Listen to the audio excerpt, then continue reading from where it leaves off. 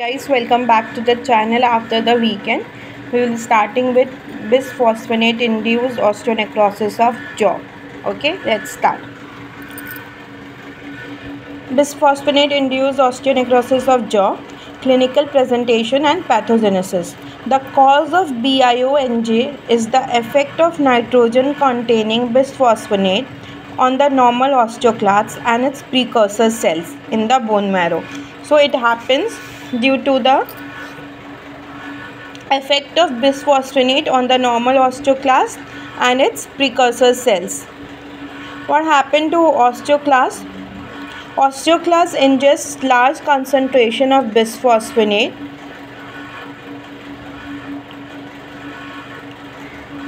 and they are disabled and they die.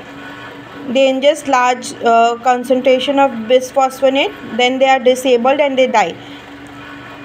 Okay, specifically bisphosphonate inhibit the enzyme called farnesyl synthetase.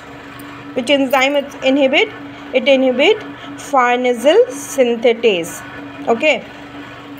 Now, growth factors 1 and 2, that is IGF-1 and IGF-2, that renew bone are liberated by osteoclasts. So osteoclasts liberate this also. So when they are disabled and when the enzyme is inhibited and when they ingest large concentration of bisphosphonate, what happens? There is a genetic loss of osteoclast and hence osteoclastic bone resorption and result in clinical sign. Genetic loss हो गया osteoclast का और जो osteoclastic bone resorption है वो भी नहीं हो रहा है. ओके, सो बोन रिजॉर्प्शन नहीं हो रहा है और जेनेटिक लॉस हो गया है बिकॉज वो लार्ज कंसनट्रेशन ऑफ बिस्फॉस्फोनेट को इंजल कर चुके हैं. So they become disabled. So what happen?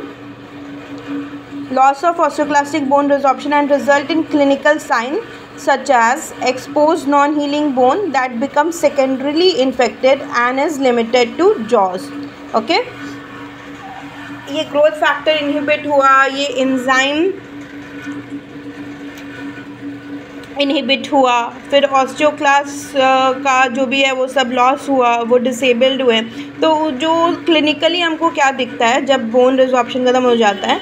तो we see expose non healing bone that become secondarily infected and is limited to jaw. Jaw में भी कहाँ? posterior mandible maxilla around tori in the areas of greater occlusal load. जहाँ पे occlusal load ज़्यादा होंगे वहाँ पे mainly will see BIONJ, that is osteonecrosis of jaw, bisphosphonate induced osteonecrosis of jaw. ठीक है, clear? It's due to osteoclast का inhibition हो जाता है, resorption नहीं होता है ये. Now there are two types, clinical type of BIONJ. First is intravenous and second is oral. They differ in prevalence, severity and prediction of risk and treatment. Now coming to intravenous BIONJ, it is caused by drugs such as pamidronate and zoledronate, both of which are used to stabilize metastatic cancer deposit in bone and treat hypercalcemia of malignancy.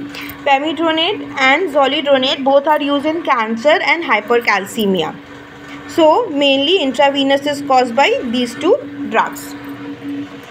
Now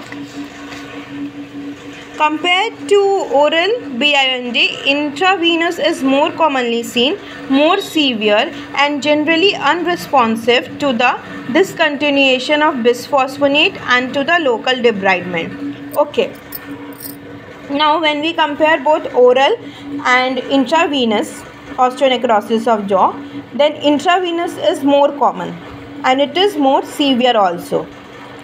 And third, about the treatment, it is unresponsive to the discontinuation of bisphosphonate.